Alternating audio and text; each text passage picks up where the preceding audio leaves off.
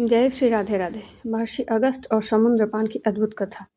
प्राचीन काल में महर्षि अगस्त नाम के एक महान तपस्वी ऋषि थे। उनका तेज इतना प्रखर था कि देवता भी उनका सम्मान करते थे।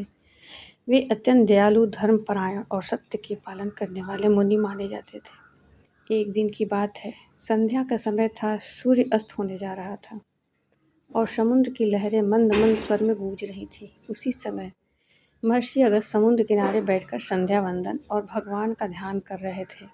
वातावरण अत्यंत शांत और पवित्र था। तभी उनकी दृष्टि एक छोटी सी टिटहिरी पर पड़ी। वह बार बार अपनी छोटी सी चोंच में रेत भरती और उसे समुद्र में डाल आती, फिर वापस जाकर वहीं काम करने लगती। यह दृश्य देखकर महर्षि अगस्त को बड़ा आश्चर्य हुआ।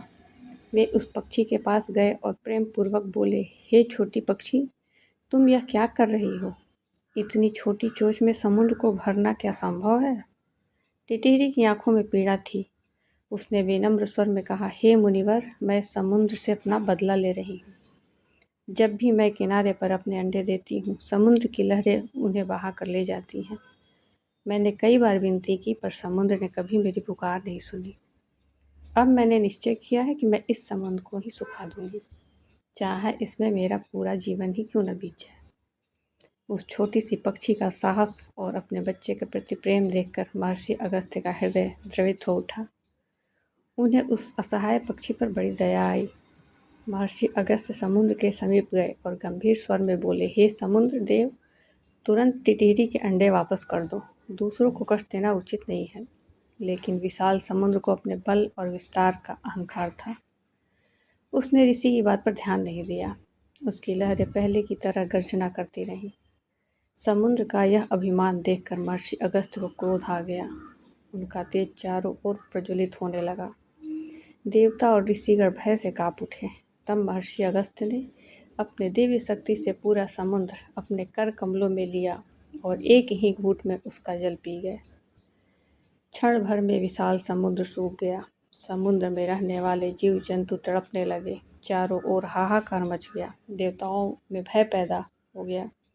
यदि समुद्र ही समाप्त हो गया तो सृष्टि का संतुलन बिगड़ जाएगा। सभी देवता महर्षि अगस्त्य के पास पहुँचे और हाथ जोड़कर प्रार्थना करने लगे, हे महान ऋषि, कृपा कीजिए, समुद्र को पुनः पूर्वत कर दीजिए। आपकी शक्ति के सामने कोई भी टिक नहीं सकता। समुद्र देव भी अपने अहंकार पर लज्जित हुए। उन्होंने तुरंत टिटहिरी के अंडे सुरक्षित वापस कर दिए। जब टिटहिरी को अपने अंडे वापस मिले तो उसकी आंखों में से आनंद के आंसू बहने लगे। उसने महर्षि अगस्त्य को बार बार प्रणाम किया। तब महर्षि अगस्त्य का क्रोध शांत हुआ। उन्होंने देवताओं की प्रार्थना स्वीकार की और अपने तप बल से समुद्र को पुनः पहले जैसा भर दिया। इस कथा से हमें यही शिक्षा मिलती है कि किसी को भी छोटा और कमज़ोर समझकर उसका अपमान नहीं करना चाहिए। सच्ची पुकार भगवान और महान संतों तक अवश्य पहुँचती है। अहंकार का अंत निश्चित है। साहस और धैर्य से असंभव कार्य भी संभव हो जाते हैं। जय श्री राधे राधे।